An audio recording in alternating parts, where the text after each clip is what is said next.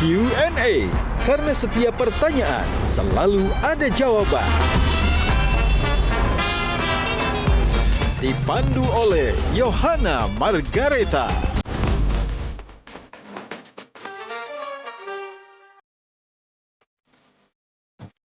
Panelis kita hari ini. Yang menolong saya itu semua orang lain yang sama sekali nggak ada dalam pikiran saya. Solusinya obat.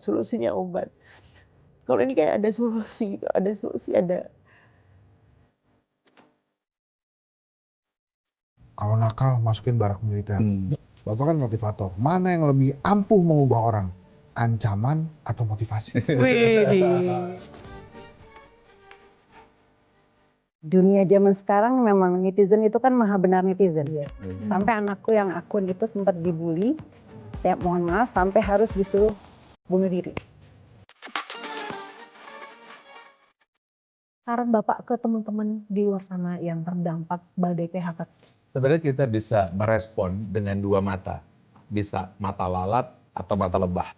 Lalu enak ngomong kayak gitu, udah tajam, udah sukses. Kita kan belum.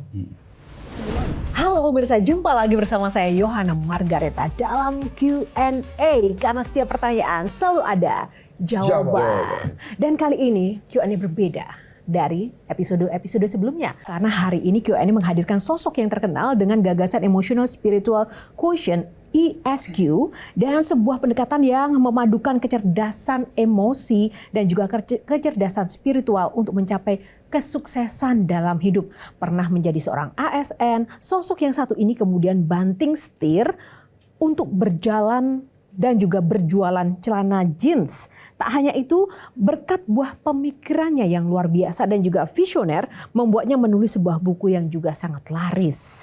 Dan tak lupa, ia juga berhasil membangun tower yang saat ini sedang kita gunakan untuk syuting Q&A pemirsa. Dan menurutnya, salah satu kunci sukses adalah pandai mengolah kecerdasan emosional. Inilah Q&A Emotional Rescue bersama Pak Ari Ginanjar. Tepuk tangan dong. Tak lupa pemirsa, tidak hanya bintang tamu spesial dan para panelis, ada teman-teman mahasiswa yang ada di sini. Tepuk tangan buat teman-teman. Thank you teman-teman. Pak Ari apa kabar? Baik. Pak Ari, sebenarnya kalau jadi motivator itu sebenarnya butuh motivasi juga nggak sih? Tentu. Justru motivasi kan ada dua jenis. Ada motivasi dari luar ke dalam, tapi juga ada motivasi dari dalam keluar. Biasanya siapa yang paling sering memberikan motivasi pada Pak Ari? Biasanya yang memberi motivasi adalah orang yang punya motivasi dari dalam lalu dia muncul keluar. Siapa sosoknya? Ya, dari dalam itu sebenarnya manusia itu punya hati nurani. Jadi siapapun yang punya hati nurani bisa Dia memotivasi motivator. Iya, punya. Pak Ari. Ya, jadi Saya bisa dong jadi motivator Pak. Asalkan dia tulus bersih dari hatinya, begitu keluar dia bisa jadi motivator. Pertanyaan selanjutnya, lebih mudah memotivasi orang lain atau diri sendiri buat Pak Ari? Jujur aja, Jujur. motivasi diri sendiri itu paling susah. Biasanya dalam situasi apa Pak Ari itu butuh motivasi untuk diri sendiri? Ya karena kan diri ini kan seperti engine ya, saling tarik menarik, ada kebaikan, ada keburukan. Nah ketika kita tidak mampu mengendalikan diri, bisa jadi kita terseret kemana-mana. Karena itu kita harus punya 3 kekuatan. Mana spiritual, mana emosional, mana intelektual. Jadi kalau kita jadi punya mobil, supirnya itu siapa, mobilnya itu siapa, penumpangnya itu siapa. Kalau kita salah, kita bisa dibawa sama mobil gitu. Nah, kita mau masuk yang kedua tadi Pak, masalah emosional. Bicara soal emotional rescue yang menjadi topik utama. Emotional rescue adalah pertolongan emosi ya Pak. Nah, kali ini ada panelis yang memang emosinya harus segera ditolong nih Pak, di Bang Hensat nih. Ya gini Pak Ari. Tadi katanya banyak banget katanya mau dicurhatin. Jadi Pak, ini kan sekarang lagi rame nih. Kalau nakal, masukin barak militer. Menurut saya militer itu banyak kelebihannya. Tapi ada juga yang banyak orang tuh jadi takut tuh terhadap ancaman itu. Nah, Bapak kan motivator. Mana yang lebih ampuh mengubah orang? Ancaman atau motivasi? Wih, sedap. Saya sendiri kalau nakut-nakutin anak saya, kalau macam-macam nanti masuk barak militer langsung dia makan. Dia sakit. Ya, karena itu kan sebenarnya ketika kita mengatasi masalah kan tujuannya apa? Ketika kita masuk barak militer, maka dia akan tujuannya untuk membangun disiplin. Tetapi permasalahan orang kan beda-beda. ada yang lahir masalahnya karena ingin pengakuan, ingin cinta. Kayak saya dulu, saya nakal dulu sempat. Tapi nggak dimasukin barak militer. Nggak ada barak militer. Nah sebenarnya saya nakal lalu ngebut, tujuan saya satu. Supaya ibu saya nyari saya dan cium saya. Jadi apa nih yang lebih ampuh, motivasi atau ancaman? Kalau saya, kalau ancaman bisa aja diancam, begitu ancaman hilang dia nakal lagi. Oh, oke. Tapi kalau motivasi, ada ancaman tidak ancaman, dia akan berubah dengan sendirinya. Itu Pernah ada bagian memotivasi dukun nggak, Pak? Ya, dukun nih datang nih kan. Wah, ini boleh saya motivasi. Nah, Kagak gimana? tapi pernah nggak? Pernah. Benar apa? Serius? Iya, pernah. Dia ada. biar apa, Pak? Biar lebih... Biar lebih apa? Iya, dia lebih intelektual justru. Oh. Supaya dia berpikir lebih logik gitu, nggak bikin lompatan-lompatan pikiran. Kan orang-orang kayak dukun begitu kan dia mikirnya melompat, Kan ada memang sebuah kalau batasan. dukun kan emang nggak pakai logika, Pak. Nah maka itu kita ajak bahwa semuanya batasan-batasan logikanya ada. Nah kita ajak debat satu persatu sampai dia logik. Sehingga nggak cukup hanya dukun, tetapi bagaimana caranya supaya berpikir yang bisa diterima akal sehat. Berhasil di nggak, situ. Pak? Ya alhamdulillah ada lah. Dukunnya berubah jadi motivator atau jadi apa juga? Nggak, tapi sedikit ya, ini di luar dukun tadi masih melanjutkan soal cuan sedikit saja. Bicara soal cuan itu juga penting untuk kebaikan dan menolong orang. Ini ada di samping saya, ya kan Mbak Nunung. Mbak Nunung ini juga mengerahkan segala jeripayah dan uangnya itu untuk membantu keluarganya. Tapi saat ini justru menolong orang. Saya sempat melihat statement Mbak Nunung, ternyata kita tidak harus selalu menolong orang. Nah, kalau dari pengalaman Mbak Nunung yang mungkin bisa disampaikan ke Pak Ari gimana? Maksudnya menolong itu bukan saya nggak menolong saya, menolong seseorang itu jangan mengharap bahwa orang itu nanti yang bakalan nolong kita. Gitu loh. Jadi memang yang saya alami jadi dari awal ya. Dari awal saya itu menjadi tulang punggung sejak umur 9 tahun. Saya memang dilahirkan dari keluarga yang tidak mampu. Dari umur 9 tahun saya sudah jadi pembersih makam. Terus saya nyanyi waktu itu ikut gambus gitu dah. Memang nyari uang buat keluarga. Saya dari 7 bersaudara. Jadi sampai saya gagal sekolah, tapi saya kepengen saudara-saudara saya sekolah. Gitu. Yang akhirnya saya itu tidak punya masa kecil. Masa remaja, saya udah nikah, masih umur 16 ya sudah menikah. Akhirnya gagal, hilanglah masa remaja saya. Saya udah menjadi single parent-nya, terus sudah menjadi single parent dan masih harus mengurusin keluarga sampai detik sekarang gitu. Nah, saya itu dulu orang yang sangat periang gitu, karena saya kalau membantu, apalagi yang saya bantu keluarga saya, orang lain aja saya belajar bahwa pikiran saya masih begini, siapa tahu nanti pada saat saya membutuhkan mereka akan membantu saya. Ternyata itu salah semua. Salah semua. Tidak ada satupun orang yang saya membantu pada saya di saat titik yang paling terendah. Keluarga saya sendiri pun bukan membantu, malah justru banyak mengecewakan saya. Nah, dengan usia umur saya sekarang ini, saya didiagnosa gula, saya didiagnosa cancer. Saya kemarin barusan operasi mata karena lensa mata saya tiba-tiba tidak bisa melihat, ada katarak dalam yang harus ganti lensa mata. Itu tidak ada dari keluarga yang saya bukan minta bantuannya, tapi ucapan kayak apa ditengok kayak itu enggak. Dan yang menolong saya itu semua orang lain yang sama sekali nggak ada dalam pikiran saya. Gitu. Terus saya itu sekarang jadi orang temperamen, pemarah. Sedikit marah terus merasa bahwa ini udah nggak ada artinya gitu loh. Udah penyakitan, udah ini marah, pokoknya temperamen banget saya. Nah itu apakah temperamen yang sekarang saya alami, apalagi udah suami itu udah tempat sansak saya tiap hari gitu. Jadi yang ada cuma suami, keluarga jauh ya kan. Apa-apa salah suami saya itu, apa-apa salah. Jadi itu gimana ya Pak Ari? Oke, tapi sebelum dijawab Pak Ari, kita akan jeda dulu. Q&A akan kembali karena setiap pertanyaan selalu ada jawaban sesaat lagi. Dibanggakan, ditepuk tangani, atau membuat mereka bahagia? Membuat mereka bahagia. Ya lo enak ngomong kayak gitu, udah tajin, udah sukses. Kita kan belum. Itu gimana tuh Pak? Dunia zaman sekarang memang netizen itu kan maha benar netizen. Sampai anakku yang akun itu sempat dibully, saya mohon maaf sampai harus disuruh bunuh diri.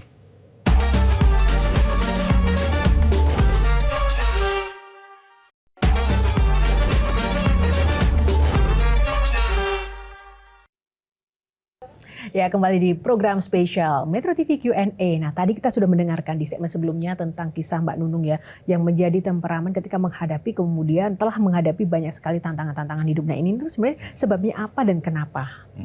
Pak, silakan dijawab Pak Ari. Pertama saya salut Mbak Nunung. Karena ketika sedang jaya-jayanya, sudah memberikan kontribusi yang hebat untuk masyarakat keluarga. Tepuk tangan dong Mbak Nunung. Itu harus dihargai dan dihormati. Saya ingin tanya, apa sebenarnya dorongan Mbak Nunung dulu ketika memberi? Saya ingin tanya ke hati yang paling dalam. Lebih kayak orang kesakit hati aja ya, karena kok saya ditakdirkan dari keluarga yang tidak punya, bener-bener yang tidak punya, udah miskin banget. Gitu, dari 7 bersaudara, saya melihat orang tua saya, bapak saya sakit, dan yang sudah nggak bisa apa-apa, memang sudah sakit. Terus ibu saya yang seorang perempuan yang cuman nyari ke temen, apa nyuci, apa-apa, cuman biar pulang bisa bawa lauk, cuman gitu aja. Terus kayak ada rasa sakit hati, kayak ada rasa dendam. Gue harus bisa nyari, gue harus bisa nyari uang buat keluarga saya. Cuman itu tadinya motivasinya cuman itu. Makanya saya jadi umur 9 tahun saya nyanyi, kebetulan saya senang nyanyi ya. Dan ada salah satu orkes gambus terbesar di Solo, saya bisa masuk di situ. Dan saya udah bisa ngasih, saya nggak tahu pertama saya dibayar berapa, yang penting pokoknya uang itu nanti tolong kasih ke ibu saya. Karena setelah saya nyanyi itu saya udah tidur di mobil, saya udah digendong sama pimpinan orkes itu, udah diserahkan sama orang tua saya. Jadi udah nggak ngerti. Sampai yang akhirnya saya sekolah libur, saya ke Surabaya, masuk Sri Mulat itu ya, Mas nyanyi di sini. Kalau pas masuk sekolah balik lagi ke Solo, umur 12 tahun saya sudah untuk tidak melanjutkan sekolah karena saya harus cari duit. Saya nggak mau cuma hanya liburan, karena udah merasa bisa nyari duit dan saya udah bisa merasa membahagiakan, bisa membahagiakan keluarga saya. Itu harus bahagia terus, harus biar keluarga saya itu nggak jadi hinaan gitu loh. Di situ.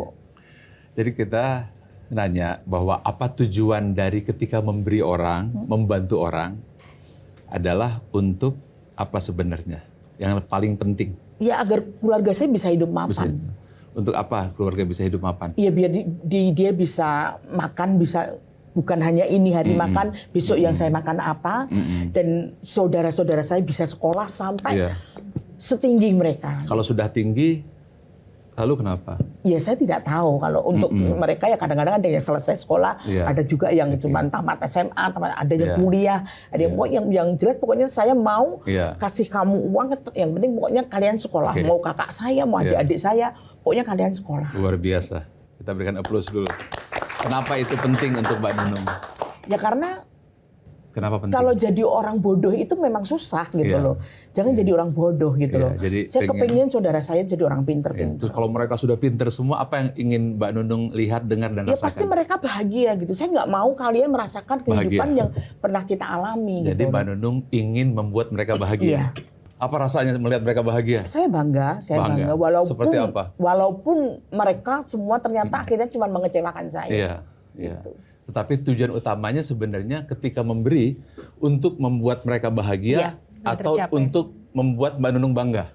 Saya satu membuat mereka bahagia. Kalau mereka bahagia, saya bangga. Jadi yang paling utama ingin bangga atau ingin bahagia? Bahagia. Sekarang mereka sudah bahagia. Terus kenapa kecewa? Mereka mengecewakan saya, tapi saya tidak kecewa. Saya berarti, oh ya sudah, orang kan lain-lain. Adik-adik saya kan masih ada yang lain yang membuat saya bahagia, membuat saya bangga. Yang lain kan masih ada. Ya mungkin salah dari 7 bersaudara itu kalau sifat-sifatnya berbeda itu kan banyak kan. Nggak semua 7 anak itu sifatnya beda. Kalau orang Jawa telur satu petarangan itu pasti ada salah satu yang. Jadi sebenarnya yang paling Mbak Nunung harapkan, dibanggakan, ditepuk tangani, atau membuat mereka bahagia? Membuat mereka bahagia. Sekarang sudah tercapai, kenapa yang buat sedih lagi?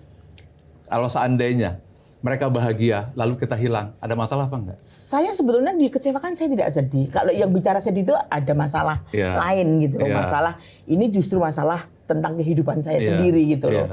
Yang memang ketika dulu memberi, ikhlas apa tidak? Ikhlas, saya ikhlas ya. Kalau sudah ikhlas, kira-kira apa yang membuat kecewa kalau sudah mereka bahagia, tujuan tercapai? Saya tidak bisa tidak kecewa, tidak ikhlas ya. Walaupun tidak ada yang membuat saya ada yang membuat saya kecewa, ada. Tapi membuat saya tidak apa-apa. Ada nggak ada satu titik yang bahagia melihat mereka bahagia dan mereka mencapai tujuannya. Ada nggak sebuah titik sinar putih, bersih, dan pada saat itu merasa, wow, mereka bahagia dan saya melihat tujuan tercapai. Ada nggak kecil? Iya, saya ngelihat gitu loh. Saya Nah, itu bahagia. dia. Oh, ya. Itu dia. Jadi kuncinya di situ, coba fokus kebahagiaan itu dan coba kita dapatkan kebahagiaan sejati di sana. Bukan karena pengakuan, bukankah sudah tercapai semuanya? Iya. Nah, sekarang bagaimana kita mensyukuri apa yang sudah kita bahagiakan itu? Oh, iya. Kita fokus ke situ. Fokus. Sekarang justru, ya saya tanya Bang Hengsat ya, ketika keadaan seperti ini, ya, kemudian justru kita dihinakan oleh mereka, justru kita tidak diakui oleh mereka, terasa nggak yang ada kesunyian? Terasa tidak ada yang sebuah kesepian? Terasa nggak ada satu zat yang dia mengatakan, kamu bekerja untuk aku kan? Yang namanya Tuhan. Terasa nggak ada sebuah kedamaian, ketenangan? Iya, ada. Fokus. Ada. Kalau kita fokus kepada pengakuan penghargaan, sakit nggak hati kita? Sakit. Sakit. Tapi kalau kita fokus, wow, saya di sini ada merasakan sebuah cahaya dan saya merasakan sesuatu yang paling membahagiakan. Ketika tidak ada lagi keramaian lingkungan, tidak ada tepuk tangan, dan pada saat itulah justru kita mendapat kebahagiaan sejati. Terasa di situ. Dan itulah momentum yang paling baik yang disebut dengan spiritual happiness. Saya pernah hidup seperti itu. Saya ketipu, sekian miliar uang saya hilang. Ketika uang saya hilang, saya sujud dan saya mengatakan terima kasih. Kini uangku hilang, aku selama ini menyembah uang, aku selama ini menyembah manusia, kini aku benar-benar merasakan kedamaian kepadamu. Ini yang disebut dengan spiritual happiness. Mbak Nunung harus pindah ke situ. Justru terima kasih. Karena mereka menghina saya, terima kasih mereka melupakan saya. Sekarang giliran saya dengan Tuhan saya yang membuat saya bahagia. Nah, kebahagiaan Mbak Nunung kemarin, mohon maaf ya, masih pada titik emosional happiness. Dan itu dijamin nggak akan pernah bahagia sampai kapanpun. Tidak akan pernah sampai titik apapun. Jadi emotional happiness itu Palsu. palsu. Sesuai dengan judul kita, emotional rescue-nya gimana? Karena itu jawabannya spiritual rescue. Oh, jawabannya Spiritual rescue adalah ketika kita bisa memberi dengan setulus-tulusnya. Konkretnya Mbak Nunung harus berlatih apa, Pak Ari? Harus gimana untuk Ya, mendapatkan pindahkan spirit? fokus. Jadi fokusnya bukan kepada pengakuan orang lain, tapi kita pindahkan fokus bahwa saya sudah mencapai tujuan saya, dan dia justru merasakan kebahagiaan, dan disitulah kebahagiaan sejati kita hadir. Nah, kalau tadi yang disampaikan Mbak Nunung, Pak Ari kan menjadi temperamen karena persoalannya, terus kemudian 16 Pasti tahun temperamen. dengan psikiater. Iya. Ini wajar nggak sih? Sebenarnya dikasih obat juga nggak akan sembuh. Tetapi kita yang perlukan adalah fokus kepada yang disebut dengan grand why-nya. Jadi ketika memberi kan ada strong why. Strong why itu saya beri nanti saya dapat balik. Itu pasti kecewa. Oke. Big why, saya kasih nanti ditepuk tanganin. Juga akan kecewa. Tapi kalau saya memberi karena sepenuh hati saya beri, 1, 2 hilang, maka kita bahagia. Jadi kita fokus memberinya kita pindahkan. Itu akan buat bahagia kalau ada sejati. respon begini, Pak Ari. Ya lo enak ngomong kayak gitu, udah tajir, udah sukses. Kita kan belum. Itu gimana tuh Pak? Menghadapi orang-orang kayak... Sebenarnya coba lihat deh, semua orang-orang yang pada level tertentu pasti dia ingin memberi. Contohnya ketika Idul Fitri kan, orang berlomba-lomba untuk memberi uangnya, kemudian ingin mengasihi. Nah, pada saat kondisi seperti itu sebenarnya ada nilai-nilai batiniah spiritual yang hidup. Nah, Mbak Nunung harus menemukan itu. Satu saja. Iya. Yang dirasakan Mbak Nunung ini akibat pembelajaran yang memang dari kecil kita terima. Bahwa memberikan sesuatu itu dapat pahala. Iya. Jadi itu pamrih pahala itu ada terus tuh. Sebenarnya jangan pahala dulu. Sebelum pahala itu ada fungsi otak di sini yang disebut dengan gaspot. Ketika kita mampu menemukan dan memberi itu seperti ada enlightenment luar biasa. Nah, Mbak Nunung itu satu level, satu titik menuju ke titik itu. Oh, keren. Oke, nah tadi Satu titik itu. bicara Oh, itu soal tuh memberi dari soal pahala tuh. Iya. anak dan juga soal beri memberi dan bagaimana menyiasati untuk keluar dari sebuah perasaan-perasaan kecewa. Ini Mbak Anisha juga pengalaman langsung nih Mbak Nunung, yang juga menjadi muridnya Pak Ari, sudah mendapatkan faedahnya. Masya Allah. Tidak ke psikiater kan ya Mbak ketika bermasalah, tapi Sebenarnya ke sih ESQ ya Pak. Iya, aku sebelumnya terima kasih diundang ke sini. Ini pertama kali buat aku ke sini dan bertemu dengan orang-orang hebat di sini. Dan aku tuh ikut ESQ itu tahun 2006. Udah ikut ESQ. Awal ikut itu karena aku juga mencari jati diri ketika aku, kalau cerita sedikit ya, flashback, aku bercerai 7 tahun dan akhirnya aku mencoba ke segala macam guru, kok tidak menemukan ketenangan gitu loh. Akhirnya alhamdulillah aku 2006 ketemu ESQ. Di situ aku ngerasa kayak mualaf. Karena aku baru mengetahui bahwa Allah itu luar biasa dan aku bisa mencintai Nabi Muhammad dari ESQ juga. Singkatnya adalah dari 2006 sampai detik ini saya nggak pernah lepas dari ESQ. Jadi apapun yang ada di ESQ, training apapun saya ikutin. Karena yang namanya keimanan itu Mbak Nunung, tuh naik gitu. Apalagi saya juga punya anak yang udah menikah, terus yang kedua anak 28 tahun mau menikah, dan ada anak yang ABG sekarang 17 tahun. Itu juga dunia zaman sekarang memang netizen itu kan maha benar netizen. Iya. Sampai anakku yang akun itu sempat dibully, saya mohon maaf sampai harus disuruh bunuh diri. Dan yang aku mau Pak Ari tolong kasih wejangan buat anak-anak di luar sana. Kenapa sih sekarang tuh ada istilah mental health, overthinking, bla bla bla itu. Itu kayaknya tuh sesuatu yang sangat sangat memberatkan gitu buat anak-anak zaman sekarang. Gitu. Oke, menarik ini pertanyaan kita semua dan pasti anak-anak dan juga adik-adik yang ada di sini. Ini ada Pak remaja Ari. semua kan? Ya, remaja semua di sini, tapi jangan dijawab, kita Remaja jadi saat lagi Q&A masih akan kembali tetaplah bersama kami karena setiap pertanyaan selalu ada jawaban. Saya seperti Mbak Nunung, persis seperti Mbak Nunung. Saya marah dengan keadaan. Solusinya obat. Kalau ini kayak ada solusi, ada apa ya, membuat lega gitu loh.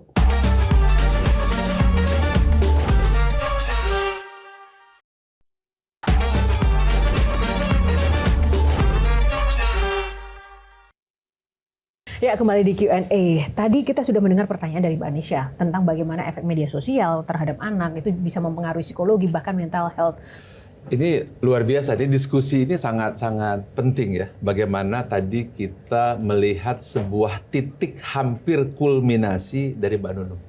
Ada satu wilayah yang disebut spiritual zone, ya, spiritual zone, atau disebut dengan awan kebahagiaan, awan kedamaian. Tetapi dia tertutup oleh sebuah plafon Ethernet sosial media, plafon Ethernet dunia hiburan. Yang diperlukan adalah kita harus mengajak Mbak Nisa, anaknya, Aquin, kemudian Mbak Nunung, untuk sedikit aja kalau mau. Dia hanya cukup ciluk, bak gitu kan. Sebenarnya manusia itu kan hidupnya seperti anak kecil. Ketika masuk kecil, Mbak Nunung suka main nggak ciluk, bak? Iya. Betul kan? Iya. Nah, ternyata itu adalah sebuah proses spiritualitas manusia. Bukan agama ya Pak? Bukan. Tapi untuk mencari bak. Nah, bak itu adalah Rob. Bak itu adalah Tuhan. Pak Ari bisa bikin Mbak Nunung ketemu baknya itu nggak sih? Ini sudah ada kelihatan proses di matanya. Kan kalau misalnya ngeliat Pak Ari itu kan membayangkan wah ini kalau Yes, sekarang. jadi keluarganya Ari Ginanjar itu pasti happy terus ya karena kan punya seorang Ari yang pasti akan memotivasi apapun kesusahannya. Itu begitu nggak? Saya seperti Mbak Nunung. Sayalah Mbak Nunung dulu. Sayalah Mbak Nunung. Saya seperti Mbak Nunung. Persis seperti Mbak Nunung. Saya marah dengan keadaan. Saya marah dengan semuanya. Maka definisi hidup adalah derita itu saya. Apa yang memang paling membuat Pak Ari Ya, karena pernah menderita? Ya dulu saya pikir hidup itu kalau jadi ASN gitu kan. Setelah jadi ASN 10 tahun kok nggak bahagia juga padahal duit udah banyak gitu kan. Akhirnya saya jadi pengusaha. Setelah saya jadi pengusaha, duit sudah banyak. Kok gila juga saya kan. Oh enggak, berarti hidup tuh harus jadi atlet, jadi karateka. Dekat medali, muka sampai sobek-sobek, ini juga sobek-sobekan, nggak bahagia juga. Akhirnya apa? Saya sampai pukul itu spear sampai bengkok. Saya benar-benar stres luar biasa. Akhirnya saya berada di sebuah titik. I got him. I see him. Tuhan. Yes. Titik baliknya apa tuh Pak? Enlightenment. Susah diceritakan. Orang tua melihat Pak Ari gimana? Ya, orang tua saya herannya tiba-tiba saya berubah gitu. Kenapa kok saya berubah di tengah kesunyian, kegelapan? Semua juga sama, keluarga saya juga habis, ekonominya habis, semuanya pernah. Seperti Mbak Nunung persis, bahkan lebih parah dari Mbak Nunung. Ayah, ibu tuh gimana? Ayah ibu juga merasa anak saya mau jadi gila mungkin ya. Ya mungkin anak saya juga, ibu saya juga hadir di sini bisa menyaksikan dan menjadi saksi. Dan justru pada titik optimum itulah enlightenment datang. Oke, tepuk tangan.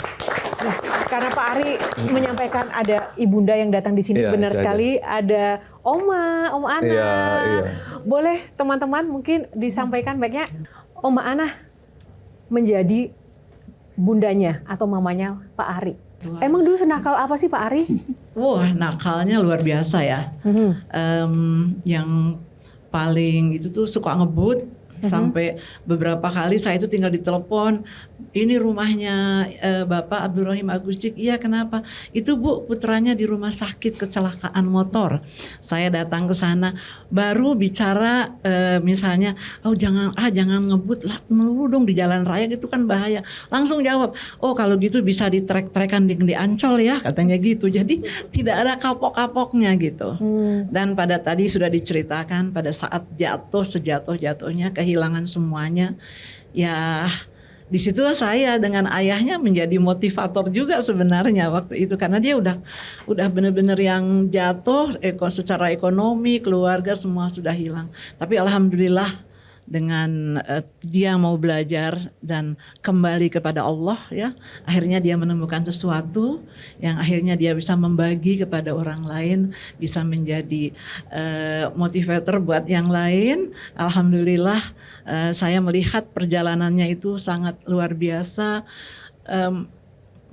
masuk ke dalam hati ya, sehingga saya ada rasa bangga yang luar biasa.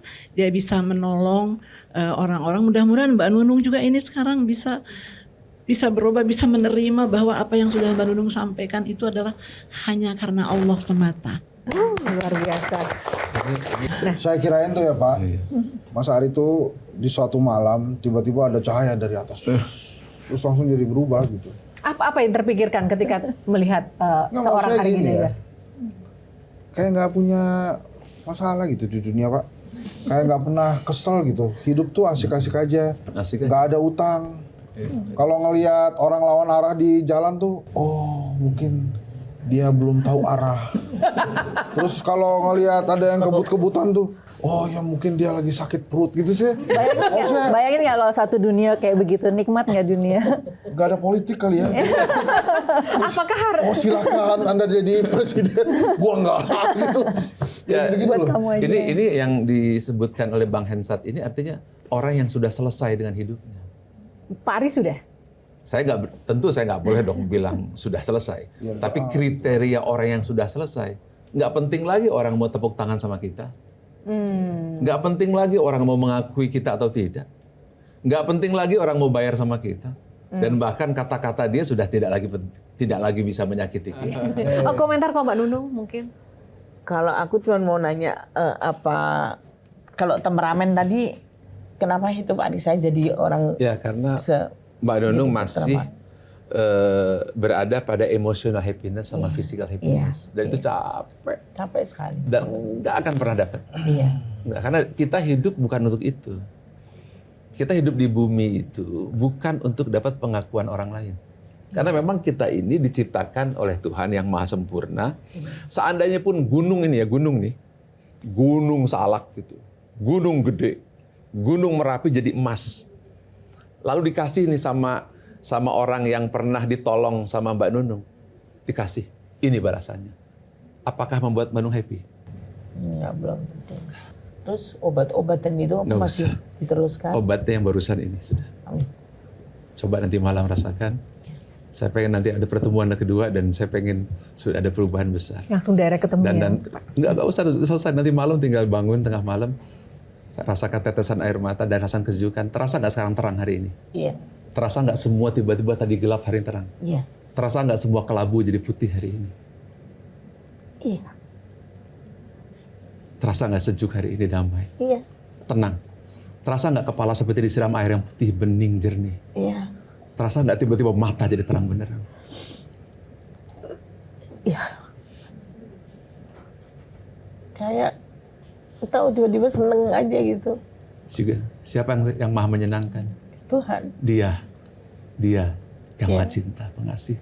Lewat tangannya Mbak Yohana, he touch you. He touch you. Selamat. Bahagia sampai hari ini. Sampai dengan husnul khotimah. Amin. Sampai husnul khotimah.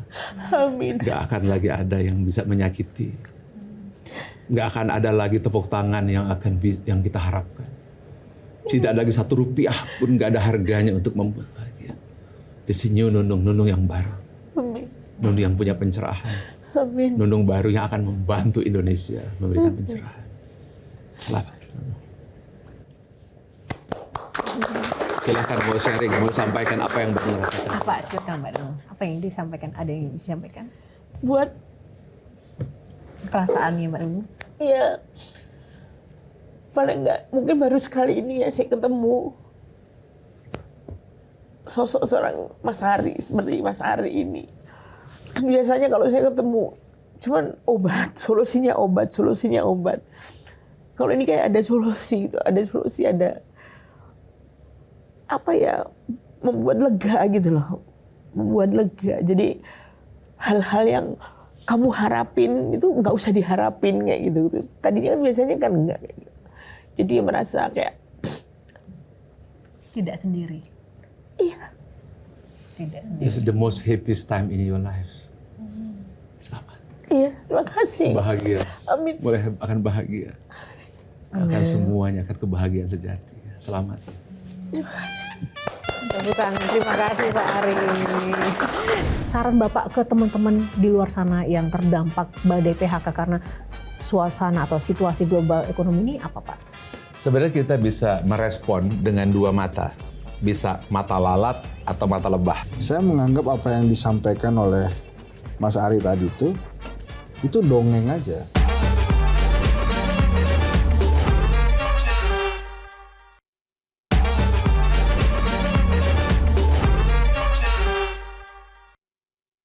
Kalau Bang Hensat sudah merasa ada terang dan cahaya belum? Ini tadi. Saya gini ya, saya terus terang aja. Saya menganggap apa yang disampaikan oleh Mas Ari tadi itu dongeng aja yang tidak berlaku di kehidupan nyata. Karena kan ujung-ujungnya biasanya kalau kita begitu selesai keluar nih, mungkin pikirannya kita udah ini kita cari buat hidup buat besok gitu ya. Atau gimana caranya kita cari uang lagi supaya anak kita nih nggak lebih sengsara dari kita gitu, harus lebih sukses dari kita, kan kadang-kadang kita terjebak gitu Pak. Iya.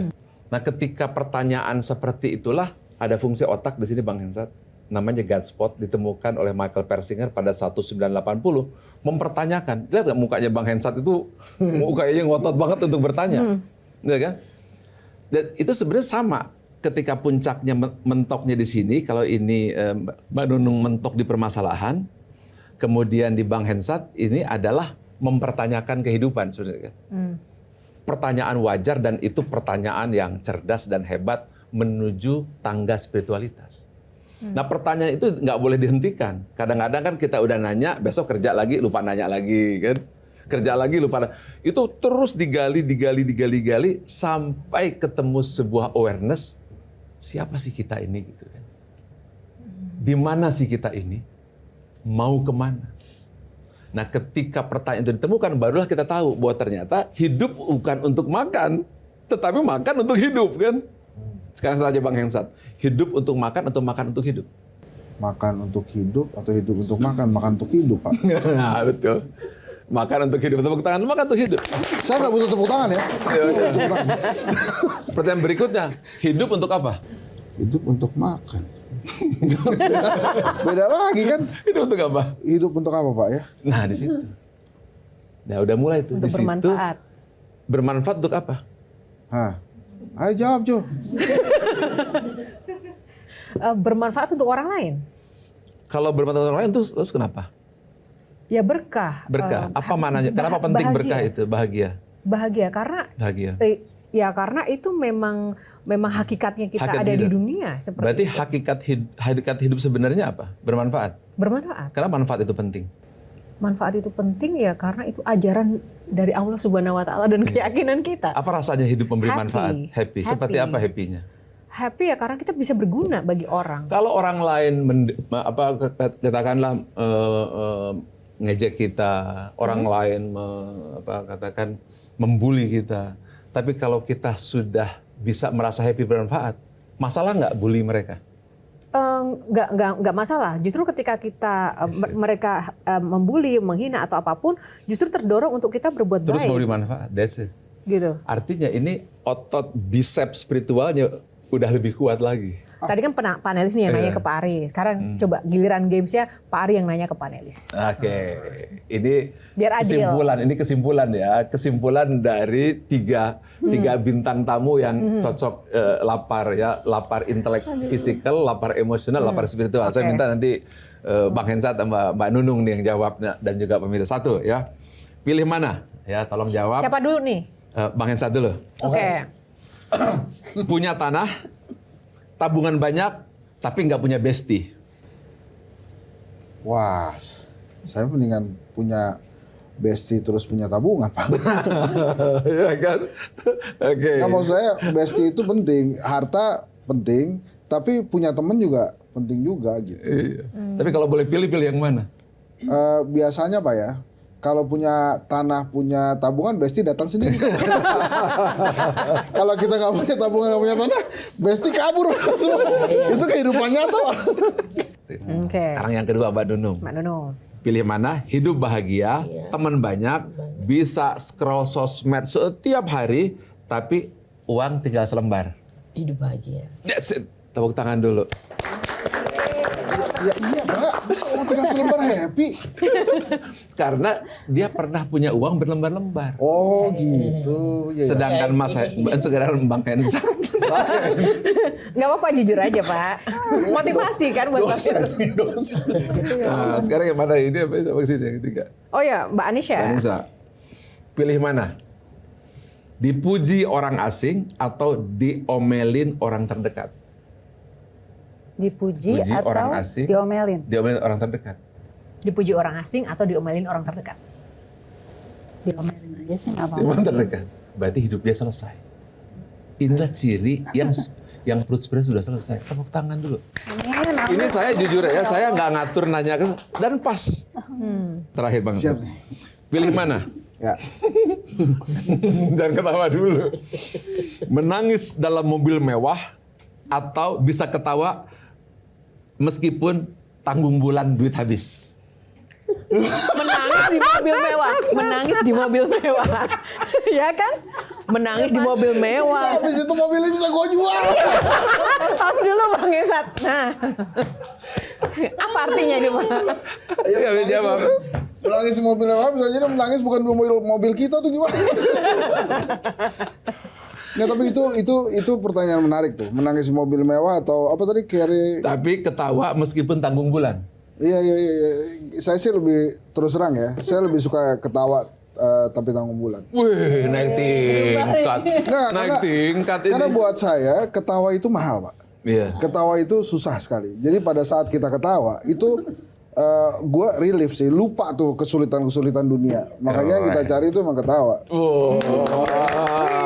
Tapi menarik tadi Bang Esat menyebut ESG ya Pak. Ini kan mendapatkan rekor muri ya Pak ya. Iya. Training 300.000 orang, bener Pak? Bukan, sekali training, Satu ruangan 13.000 orang. 13.000 2 hari, orang ya. 2 hari. Dalam 2 hari apa yang akan dicapai di masa yang akan datang sih Pak dengan sesi-sesi event seperti ini tuh Pak? Sebenarnya kita namakannya 5G. 5G itu 5G. Satu, semua orang punya grand why. Tadi seperti Mbak Yohana bilang, saya hidup untuk memberi kontribusi. 1, 2. 2, saya punya growth mindset. Apapun yang terjadi, saya tidak overthinking. Tetapi bermata lebah mencari solusi. 3 adalah gift. Gift itu adalah talenta-talenta. Contoh talentanya Mbak Nisa di show, talentanya Mbak Nunung juga di show, dan seterusnya. Dan artinya kita mempergunakan talent yang ada diberikan. Yang keempat, tetap harus punya goals. Goals kita apa? Target kita apa? Dan yang terakhir, harus grit. Grit itu adalah bergerak terus, pantang menyerah mencapai impian. Nah itu juga saya lihat soal goals dan juga tujuan. Kemarin 24 Mei ya, Bapak menggelar The Amazing. Sebuah kegiatan yang memang spektakuler juga Pak. Ini untuk kemudian memberikan sebuah inspirasi dan juga motivasi. Apa yang ingin dicapai? Goalsnya apa Pak? Sama saja Amazing seperti itu, Pak. bagaimana supaya kondisi masyarakat ini kan sedang luar biasa ya. Saya nggak bisa bilang sakit lah gitu ya. Tapi tekanan ekonomi, tekanan sosial, tekanan mental itu luar biasa. Kita ingin memberi pilihan bahwa ada sebuah dimensi baru di mana 10.000 orang berkumpul dalam suasana penuh semangat, tetap optimis menghadapi masa depan yang tidak ada kepastian. Dan kita membutuhkan itu. Karena ketika kita tidak bisa mengontrol lingkungan luar, kita kontrol diri sendiri. Kita tidak bisa mengendalikan lingkungan, kita kendalikan diri sendiri. Pepatahnya, seekor burung itu tidak takut untuk hinggap di ranting yang mudah patah karena dia percaya dirinya bisa terbang. Keren. Nah, bicara soal tadi Pak, kita tidak bisa mengontrol keadaan di luar. Saran Bapak ke teman-teman di luar sana yang terdampak badai PHK karena suasana atau situasi global ekonomi ini apa Pak? Sebenarnya kita bisa merespon dengan dua mata. Bisa mata lalat atau mata lebah. Kalau mata lalat, maka letakkan dia di meja makan, maka yang dicari tetap saja sampah. Tetapi kalau mata lebah, meskipun badai PHK, meskipun keadaan ekonomi, dia selalu percaya apabila ada 1000 masalah di otak kirinya, tapi ada 1000 solusi di otak kanannya. Dan dia percaya bahwa dia bisa memilih respons. Memilih respon, klik, problem mode, klik, solution mode. Meskipun badai PHK, jangan-jangan karena PHK, dia bisa jadi konglomerat setelah itu. Karena PHK, jangan-jangan dia akan melahirkan generasi baru. Generasi yang tidak tergantung dengan lapangan pekerjaan. Generasi entrepreneur, generasi kemandirian, generasi yang mampu menimbulkan solusi-solusi baru. Tergantung kita milih mana. Mau menjadi mata lebah atau mata lalat. Terserah dari kita. Pilih mata lebah, maka kita akan mencari bunga di tengah kondisi PHK sekeras apapun. Terima kasih waktunya Pak Ari. Sama-sama. Tapi sebelumnya mohon closing statement-nya untuk kita semua dan juga pemirsa yang ada di rumah. Saya mungkin menjadi orang yang paling bahagia hari ini melihat transformasi di Mbak Nunung dan mudah-mudahan transformasi kepada para pemirsa yang menyaksikan ini. Saya setuju dengan Mbak Yohana bahwa tidak ada satupun daun yang jatuh kebetulan, debu terbang atas izin Tuhan. Bahwa manusia itu diajarkan oleh Tuhan dengan 4 bahasa. Pertama, ayat-ayat sucinya. Kedua, alam semesta yang harus kita jaga, yang harus kita baca sama saya. Yang ketiga adalah para nabi dan rasulnya. 4 adalah kejadian-kejadian. Saya percaya bahwa fenomena kejadian bagaimana Mbak Nunung bertransformasi dalam waktu sekian menit di sini, itu adalah sebuah pesan untuk bangsa kita, dan tugas kita adalah kita harus membaca. Percayalah bahwa kita dilahirkan bukan kebetulan, hidup di muka bumi bukan untuk makan, tapi bagaimana kita terus hidup memberi manfaat. Sehingga sepanjang kita masih bisa terus memberi manfaat, maka niscayalah hidup kita akan bahagia. Dan ingat bahwa manusia itu bukanlah ember yang harus diisi, tapi manusia adalah api yang harus dinyalakan. Terima kasih. Terima kasih. Gimana emotional rescue pada malam hari ini? Sepertinya nggak perlu ijazah ya. Tidak perlu ijazah. Baik, terima kasih Pak Ari dan juga teman-teman panelis dan juga rekan-rekan sudah hadir di studio kali ini. Dan demikian pemirsa, tuntas sudah perjumpaan kita dalam Q&A. Semoga bermanfaat untuk Anda dan Q&A masih akan hadir minggu depan. Saksikan Q&A karena setiap pertanyaan selalu ada jawaban. Saya Yohana Margareta undur diri. Sampai jumpa. Terima kasih Pak Ari. Sama-sama, terima kasih ya.